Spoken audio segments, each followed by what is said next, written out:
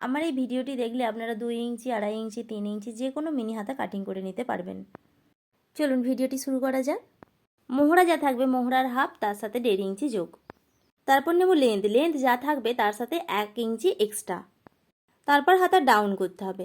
ডাউনের একটি নির্দিষ্ট সূত্র আছে, সেটি হলো মোহরার 4 ভাগের 1 ভাগ, তার সাথে -1/2। আমার মোহরা অনুপাতে আমাকে নামাতে হবে 3 ইঞ্চি। এখানে হাতা আছে 3 ইঞ্চি, আমি যদি 3 ইঞ্চি ডাউন করি তাহলে কিন্তু আমার এক্সট্রা কাপড়টি রইল না। আমি যে 1 ইঞ্চি এক্সট্রা রেখেছিলাম সেলাইয়ের জন্য, আমি কিন্তু সেলাইয়ের কাপড়টি পাচ্ছি না। তার জন্য এখানে একটি টিপস ফলো করতে হবে। ভিডিওটি পরবর্তী সময় দেখে করার জন্য অবশ্যই টাইমলাইনে শেয়ার দিয়ে রাখবেন, আর একটি শেয়ার করে নতুন বন্ধুদের দেখার সুযোগ করে দেবেন। আমি মূল যে লেন্থটা নিয়েছিলাম তার অর্ধেক করতে হবে।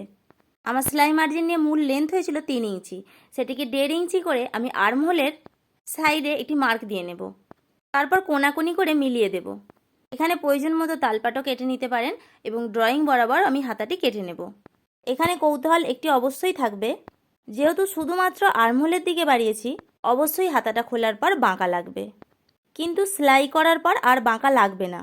এই নিয়মে একবার কাটিং করে দেখতে পারেন। মিনি হাতা যদি এই নিয়মে কাটিং করেন খুব সুন্দর ফিনিশিংয়ের সাথে ফিটিংস হবে। আজ ভিডিওটি এই পর্যন্তই। দেখা হবে পরবর্তী ভিডিও। সকলে সুস্থ থাকুন, সাবধানে থাকুন, ভালো থাকুন। আর ভিডিওটি দেখে আপনাদের মূল্যবান মতামতটি জানাতে ভুলবেন না।